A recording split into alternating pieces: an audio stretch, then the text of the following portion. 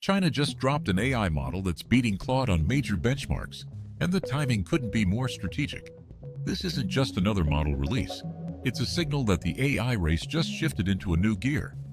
Kimi K3, built by Moonshot AI in Beijing, scored higher than Anthropic's Claude 3.5 Sonnet on several industry-standard tests, including coding challenges and complex reasoning tasks.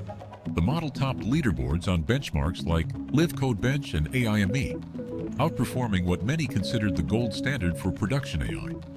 What makes this particularly noteworthy is that Moonshot achieved this with a relatively young company, founded only in 2023, and they're now valued at $20 billion.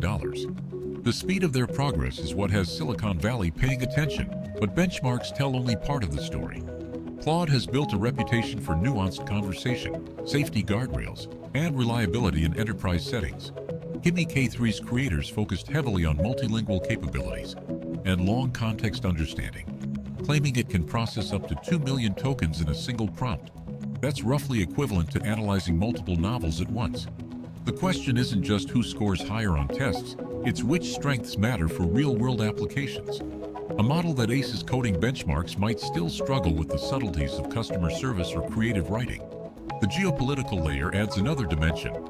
U.S. export restrictions on advanced chips were designed to slow China's AI development. Yet here's a Chinese lab releasing competitive models. Either they're finding workarounds with available hardware, optimizing algorithms far more efficiently, or stockpiling chips before restrictions tightened. Any of those scenarios has implications. Meanwhile, Anthropic just raised billions to scale Claude further, and OpenAI is rumored to be preparing GPT-5. This isn't a two-horse race anymore. For developers and businesses, this benchmark war translates to real choices. Do you pick the model with the highest test scores, the one with the best API ecosystem, or the one aligned with your geographic and regulatory requirements? Kimi K3 forces that calculation. Chinese companies now have a domestic alternative that matches Western models, reducing dependency on U.S. technology. Western companies have to decide if they're comfortable with data passing through Chinese infrastructure. The technical competition is now inseparable from the strategic one. Kimi K3 didn't just beat Claude on a few tests.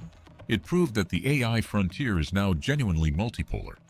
And every new benchmark release is as much about positioning as it is about performance. If you want to stay ahead of these shifts, hit like and subscribe so you catch the next move before the headlines do.